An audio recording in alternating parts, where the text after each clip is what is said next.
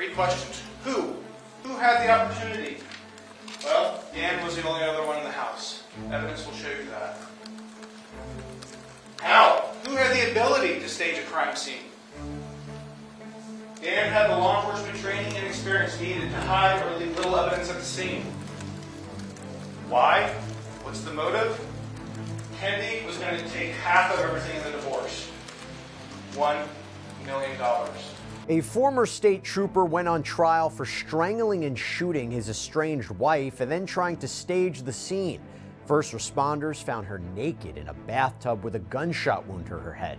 The dramatic trial against her ex had twists and turns, from the defendant's frantic 911 call to expert testimony from medical examiners that exposed Kendy Howard's true cause of death, to even the defendant allegedly trying to flee after being caught at the airport mid-trial. We are continuing our series of recaps of some of the biggest trials in the country with Idaho versus Daniel Howard. Welcome to Sidebar, presented by Law&Crime. I'm Jesse Weber. All right, we're continuing our trial recap series with a really disturbing case, and this concerns 48-year-old Kendy Howard, who was found dead in her master bathroom tub in Athol, Idaho on February 2nd, 2021. Her soon-to-be ex-husband, Daniel Howard, called 911 saying she'd shot herself. Thing was, they did an investigation into Kendy, including the fact that she was seeing a new man. Apparently, she had plans to move on with her life after her divorce. So this showed that she was really a woman who wanted to live. And an examination of her ex's life, however, revealed there was prior abuse, jealousy that she was moving on, and also this fear that she would take a large chunk of his personal fortune away with her. And you know what? This was not the first time that Howard had apparently committed criminal acts in a jealous rage. You know, Howard was a decorated Marine. He had worked for the Idaho State Police as a trooper before he was placed on administrative leave and eventually fired because of criminal charges. 2013, Howard apparently learned that Kendy was having an affair with their neighbor, Matthew Wood, who was Howard's friend. So Howard was accused of confronting him at work, reportedly becoming so irate, so angry, that he tore a piece of metal off of Wood's desk and just hit his computer with it. Howard was later accused of pouring syrup in Wood's vehicle, stealing his mail, firing a shotgun at his house. Wood ended up moving to nearby Washington State, reportedly in fear of Howard, in fear of what he might do to him. Howard eventually admitted to some of this, agreed to pay restitution to Wood. He also received a suspended sentence of 3 years in prison. He spent 120 days in jail, had to do 600 hours of community service. And after losing his job with the Idaho State Police, Howard took a job in Alaska, spending 3 weeks there at a time working in the oil fields. But in the days before she died, Kendy picked Howard up from the airport, told him she wanted a divorce. And she reportedly told a friend that Howard's reaction to that was, quote, not good. But then, just 5 days later, Howard was at their home, purportedly filling out divorce papers, when he says he hears this loud thud upstairs where Kendy was. But apparently, he didn't go to check on things until nearly 2 hours later, and that's when he called 911, saying Kendy was naked in the bathtub with a gunshot wound to her mouth. But it took a while for investigators and prosecutors to build a case up against Howard. But we go to April of 2023, and he was officially charged with both first and second-degree murder of his wife. And he was also charged with domestic battery. Now, this was related to an incident in 2020, so this was less than a year before her death, where Kendy said she woke up during the night to find him straddling her on the bed. Apparently, she thought that he was going to smother her with a pillow. Quite a case. So with all of that as background, now let's get to the trial, which started in March of 2024. During his opening statement, prosecutor Stanley Mortensen eulogized the victim here. I want to introduce you to Kendy Howard. Kendy was a mother of 2 adult children. Kendy was a grandmother. Kendy worked for Kootenai Health for nearly 20 years. Kendy loved bubble baths. She loved life and had future plans.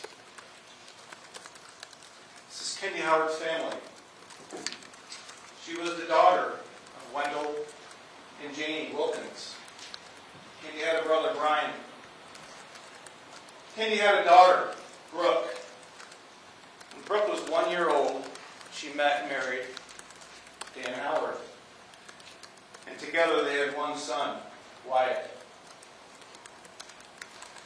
Now, ladies and gentlemen, I'm going to introduce to you the state's motto. When you have eliminated the impossible, whatever remains, however improbable, must be the truth. Sir Arthur Doyle wrote this. He created a character we all know and love, Sherlock Holmes. Over 100 years ago, Sherlock Holmes, perhaps the most famous detective of all time, spoke these words. These are the words I want you to remember throughout this trial. You've heard this before. It's just called something else. It's called process of elimination, or just simple logic. Hey everybody, I just want to take a quick second to thank Upside for sponsoring this episode of Sidebar. So Upside is a free app that gets you cash back on daily essentials like gas, groceries, dining. Now believe it or not, I do know how to pump my own gas. I don't know if that was controversial or not, but when I do, I can use the Upside app. Why not get cash back when you fill up your tank, right? And yes, this is actual, real cash back. No confusing rewards or points or credits, just actual money you can transfer straight to your bank account. So once you have the app, claim an offer for whatever you're buying on Upside. You pay as usual using a debit or credit card, and you follow the steps on the app and you get paid. And as you just saw me do, you can use Upside at places like, Shell, Exxon, Mobil, 7-Eleven, Sunoco, restaurants like Chipotle, Papa John's, Dairy Queen, Domino's, KFC, Taco Bell. That's just to name a few. Now to find out how much you could earn, click the link in the description to download Upside or scan the QR code on screen and use our promo code SIDEBAR and get an extra 25 cents back on every gallon on your first tank of gas. That's promo code SIDEBAR for an extra 25 cents back on your first gallon of gas. And Mortensen also talked about Howard and how his military experience and his training that he received in law enforcement could have given him the skills not only to kill Kendy, but to try to cover up his crime. Ladies and gentlemen, Dan Howard is an ex-Marine. I mentioned to you earlier he had a law enforcement career. He started that career in California. And it was in California where he first trained with what is called the carotid restraint technique. You're going to hear about that technique. It is different than a chokehold. Chokehold is when you cut somebody's oxygen off. Carotid restraint is when you cut their blood flow off. And when you cut somebody's blood flow off, they pass out. But when you apply that technique too long, they die. Dan Howard moved to Idaho, became a deputy sheriff in Idaho County, and then in 1994 he became an Idaho State Trooper, and he stayed there for 20 years, and he received a lot of training and experience, to include SWAT. He was a firearms instructor. He was a defensive tactics instructor. He had the training, knowledge, and experience to be able to process crime scenes and collect evidence. I'm talking about DNA, I'm talking about fingerprints, I'm talking about ballistics. Ladies and gentlemen, there are two sides to that coin. Having the ability to read a crime scene and collect evidence also gives you the ability to stage a crime scene and not leave evidence. And the prosecutor also touched on that domestic battery incident from 2020 that I mentioned, which he says pushed Kendy to file for divorce. He says in the months after that, Kendy started trying to move on. She started a romantic relationship with a man that she met in high school. She was in the process of buying a new house. She made an appointment for a mommy makeover. She'd even told her coworkers she was getting a new job. And Mortensen says that doesn't sound like somebody who's been considering taking her own life. And as part of the divorce, Kendy would likely get half of everything, which was a lot because according to the prosecution, Howard and Kendy had more than $2 million in assets. They also had a home, but they also had 2 more parcels of land, motorcycles, a camper. They had lots of cash, a good amount saved for retirement, hardly any debt. So the prosecution said this was another motivating factor in Howard's fateful decision to kill her. And then he explained how the day before Kendy was found dead, February 1st, 2021, Howard and Kendy's brother Brian, they take this trip down to see Howard's dad, who apparently needed some help moving something. And the plan was to stay overnight and head back north the next day. Dan is suspicious that Kendy's having an affair, so Dan confronts Brian with this, and Brian confirms that Kendy is having an affair. Dan doesn't sleep that night. Brian can hear Dan pacing all night. The next day they wake up. Dan drives recklessly the whole way back to town. Same day, February 2nd. Kendy's last day. Kendy goes to work. Kendy hears that her new home has passed inspection. Kendy gets her nails done. This is somebody who isn't suicidal. Kendy goes to McDonald's on her way home to Athol and gets dinner. Later that night, Dan calls 911. Tells law enforcement that Kendy shot herself. According to investigators, things are suspicious almost right off the bat. Deputies arrive. Detectives arrive. Red flags are going up. Some very experienced deputies and detectives are starting to become suspicious of what they see. They find Kendy naked in a bathtub. Even brand new, inexperienced deputies are starting to notice that things are not adding up. Crime scene. Dan says Kendy shot herself. Gunshot wound to the mouth is found. No witnesses. Dan's the only one in the house. Officers notice some things. Again, Kendy's naked in the bathtub. Water was still warm. There's bubbles in it. Dan appears to be crying. There's no tears. None of Kendy's clothes are found in the bathroom. There's glass on the bedroom floor.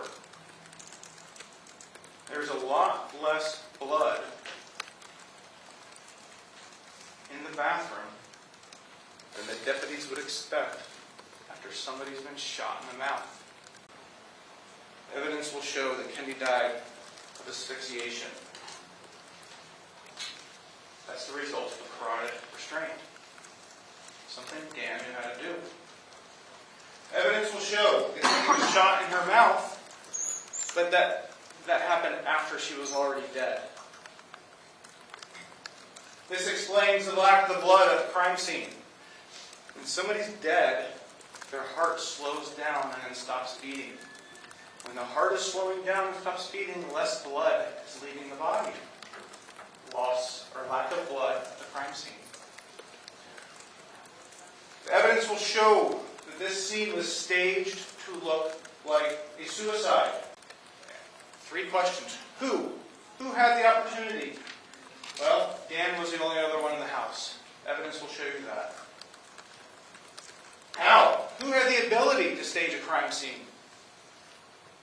Dan had the law enforcement training and experience needed to hide or leave little evidence at the scene. Why? What's the motive? Kendy was going to take half of everything in the divorce. $1 million. Okay, but that was the prosecution's narrative. And just to be clear, it's that Howard asphyxiated Kendy and then shot her to stage the scene. All right, but now we have the defense. We have the other side. And defense attorney Jason Johnson tried to do some damage control here during his opening statement. And he pointed out some critical evidence when it came to DNA, or maybe lack thereof. During the course of the investigation, there were a second search warrant done a couple weeks later, in February 17th. They go to the house, they examine various things, and then at this time they send items to ballistics. They use Washington State Patrol, they have a forensic unit, to examine some of the evidence. During that time, Washington State Patrol found several key things. The gun had Kendy's blood on it, on one of the grips. It had her DNA on it, and another male's DNA. Dan was excluded from the gun. You will hear that from one of the defense experts, that Dr. Desmond, that when he examined the evidence and the scene, that it is consistent. The body position, the mechanics, the gun placement is consistent with suicide. So an alternative theory or theories and trying to raise reasonable doubt here as to the prosecution's case. Okay. Now, as witness testimony got underway, the court heard Howard wailing and screaming on his 911 phone call, much of which is a little hard to understand, maybe fair to say impossible to understand, both for the jury and for the dispatcher trying to take the call and find out what's going on. I'm just trying to get somebody there. The kids are done shopping stuff.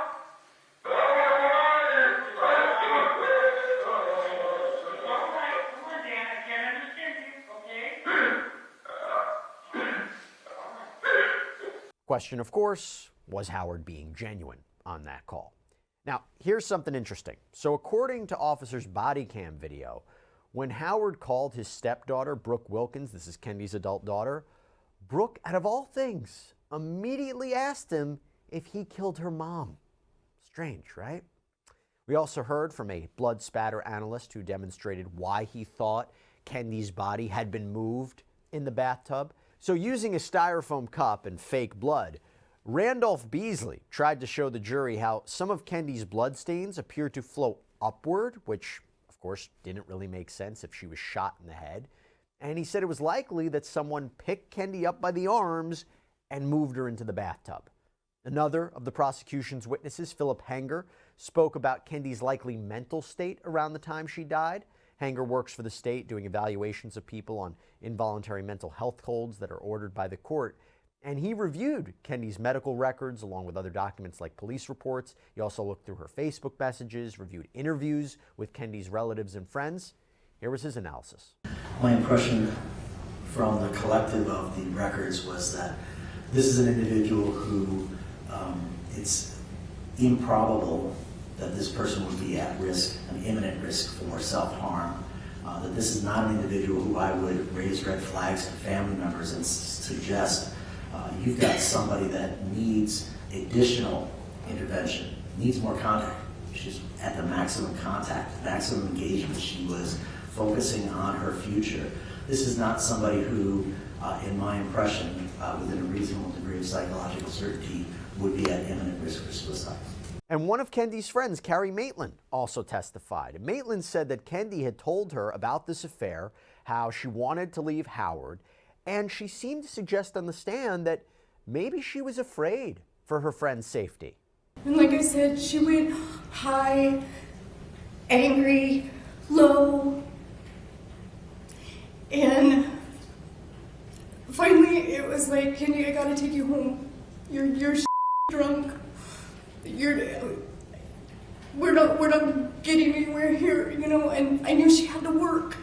So I took her home. And when I took her home, I was afraid for her. I was seriously freaking afraid for her. I'm sorry.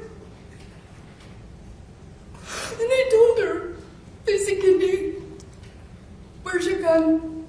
I looked through all the drawers in the room, and she says it's in the safe. And I said, okay, I'm gonna lay with you. And I laid there and I held her until she fell asleep. I went downstairs. I took all the kitchen knives and stuffed them in a Tupperware and threw them in the garage.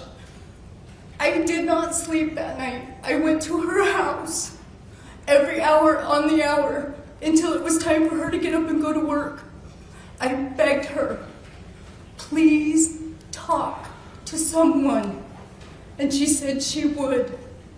And my biggest regret is I never told anyone. Now, it seems that Kootenai County doesn't employ a medical examiner, so Kendy's autopsy was done by Dr. John Howard of Spokane County, Washington. By the way, no relation to the defendant here. He concluded that Kendy died from a gunshot wound. Obviously helpful to the defense's conclusion that Kendy did this to herself, right? However, a forensic specialist said on the stand that that conclusion was wrong.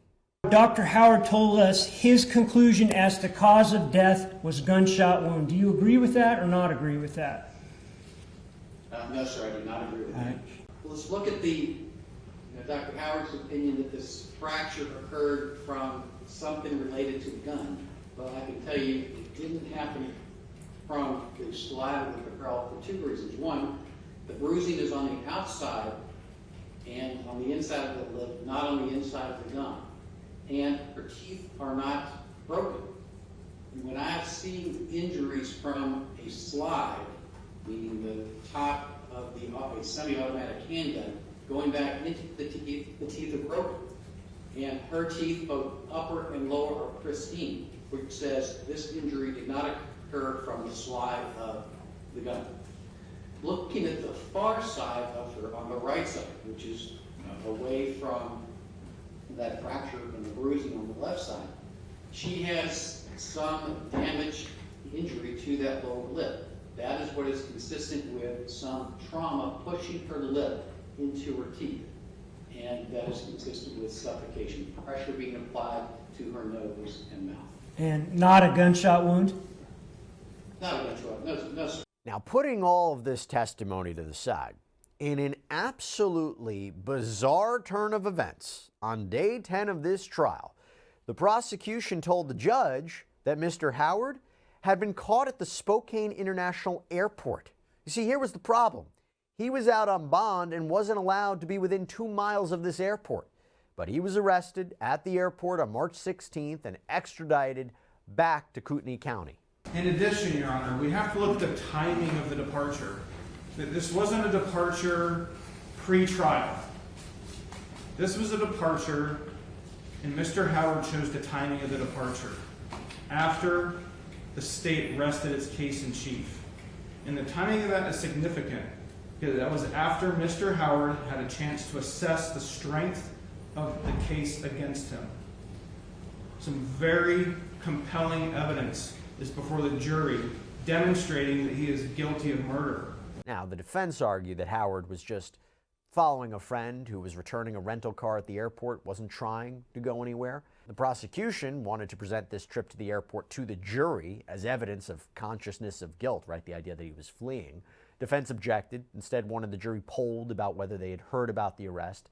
The judge denied both requests, saying that there wasn't clear proof about why Howard was at the airport, reminded the attorneys that he'd already instructed the jury not to watch or read anything about the trial.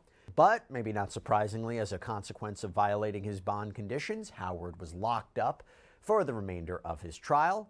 And in the end, Howard chose not to testify in his own defense. During closing arguments, the prosecution summed up their case. They walked the jury through the different manners of death, reminded them that Howard's law enforcement background would have made it possible for him to cover up his crime. Dan Howard was capable of making this murder look like a suicide at first glance. The more you look at this evidence, the more it leads you to the truth. Beginning of this case, my co-counsel, Mr. Mortensen, told you that there are 5 manners of death: natural, accident, suicide, homicide, and undetermined. Kendy Howard did not die of natural causes. Kendy Howard's death was not an accident. Ladies and gentlemen, the state has shown you, both in terms of who Kendy Howard was, and her passion for life, her plans for the future, and her engagement with her friends and her family, this was not suicide. And the state showed you that this was not suicide because a dead person cannot shoot themselves in the mouth. And because Kendy Howard did not commit suicide, this case is not undetermined. The defense pushed back on the assertion that Howard had any sort of specialized training that would help him stage the scene.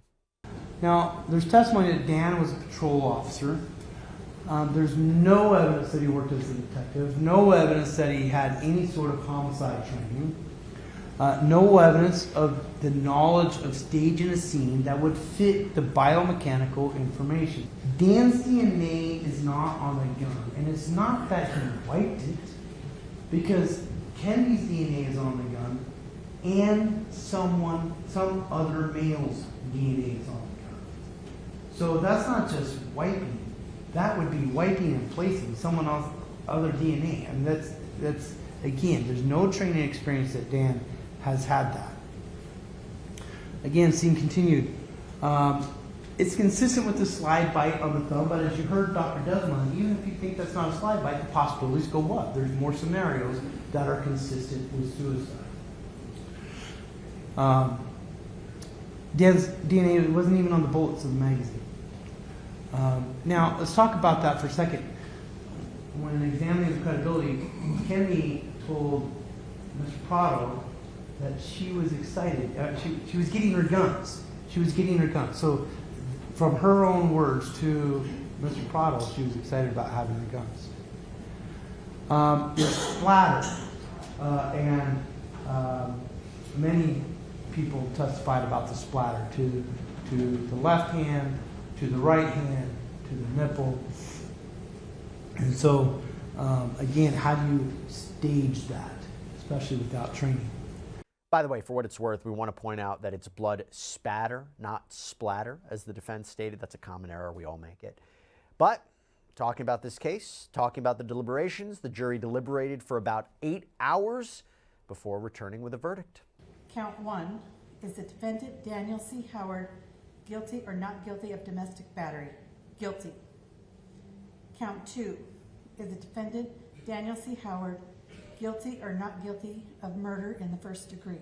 Not guilty.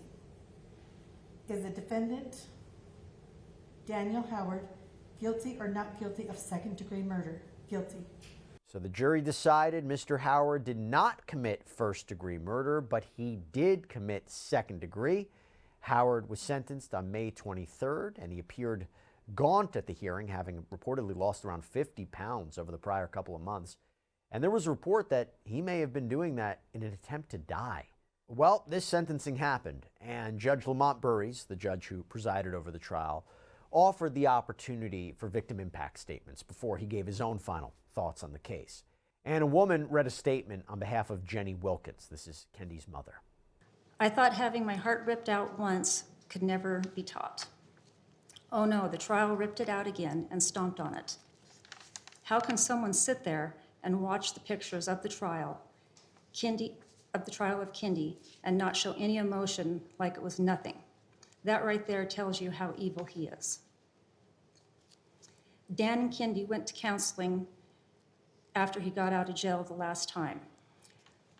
When he told the court he would do everything in his power to turn himself around.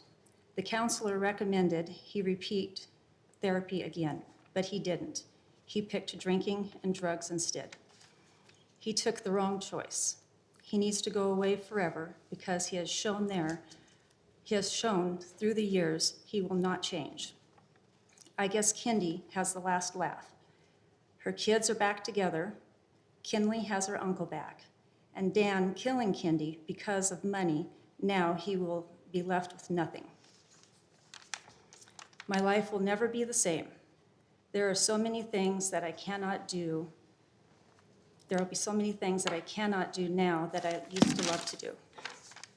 I would like to thank this court, the prosecutors, the jurors, the judge. Thank you for finally getting justice for Kendy.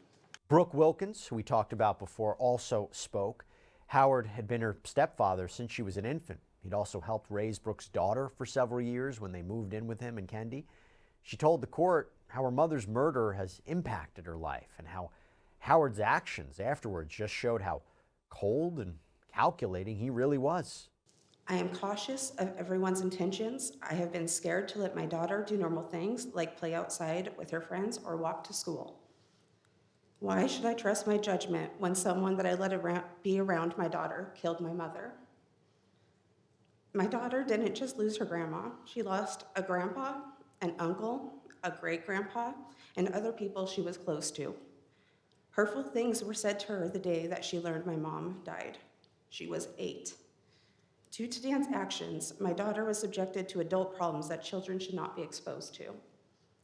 Dan deliberately made decisions following her death to cause me stress and pain. In the weeks following her death, he removed money from my bank account. Both mine and my daughter's phones were turned off. He has not attempted to return my daughter's money from a bank account set up in her name. On April 30th, 2021, 2 months after my mom's death, she would have turned 49 years old. Dan chose to have a yard sale that day. I showed up with money to see everything my mom loved spread out on their driveway. There were items my daughter and I had stored at their house also for sale. I attempted to buy anything that I could keep as a reminder of my mother. Glass chickens were meaningful to my daughter, as my mom has always told her they would be hers when she died. I had made previous attempts to get these and didn't receive a response. These were sold at this yard sale. When I arrived, Dan called 911 and had me trespassed from the home I grew up in. This was clearly out of malice. It is one of the last things he could do without physically hurting me. This is my punishment for not falling in line and daring to question Dan.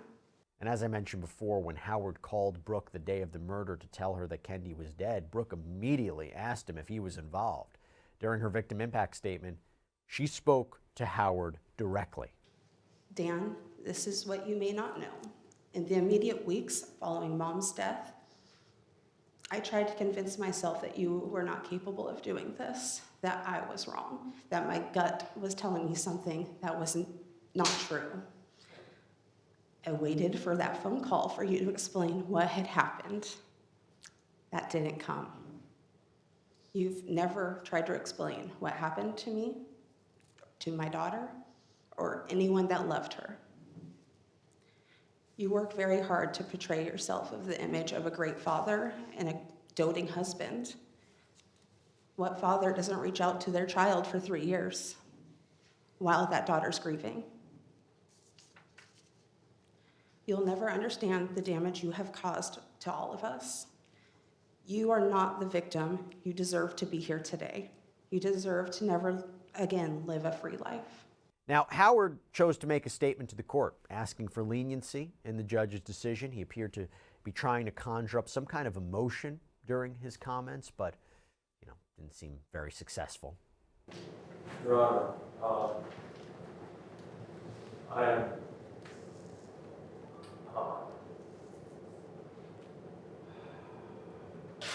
excuse me for a second.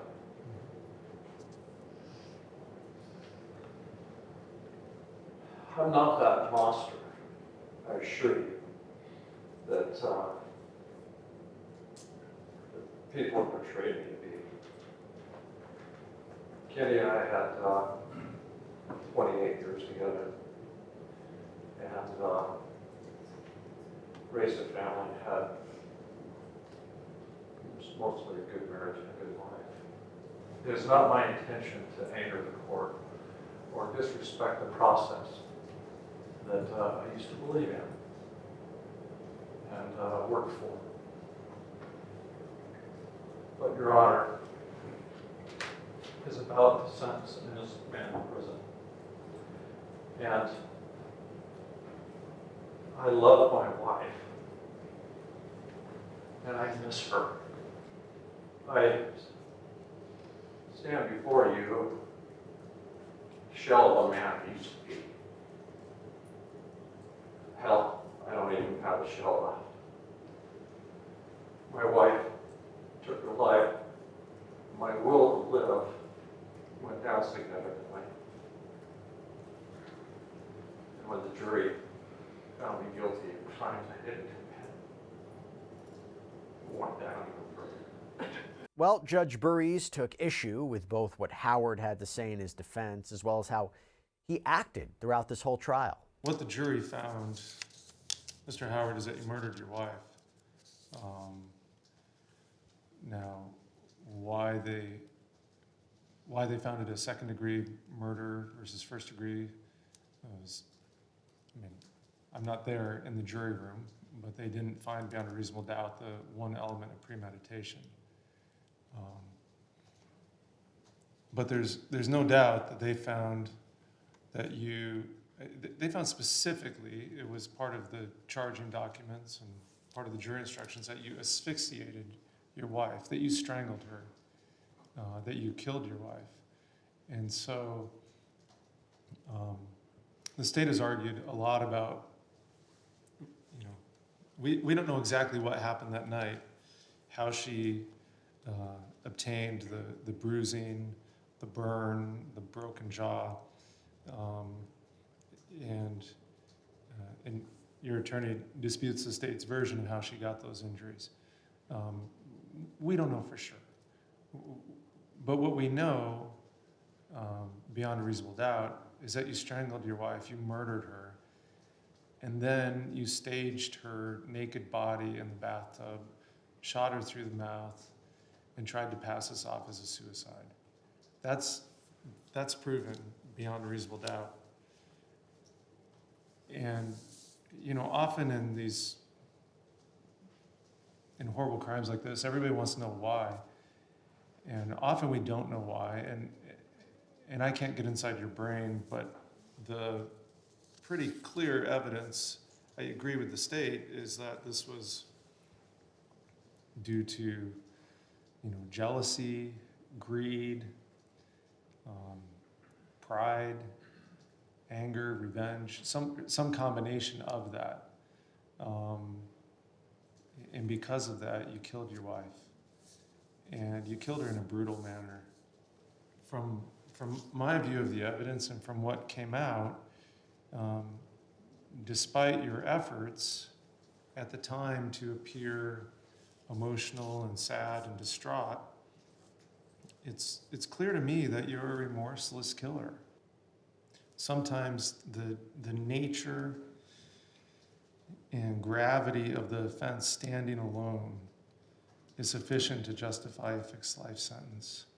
And that is what I'm going to impose here. I think Kendy's family deserves to have that closure. The crime is so egregious that I don't think you should be released at any point in the future.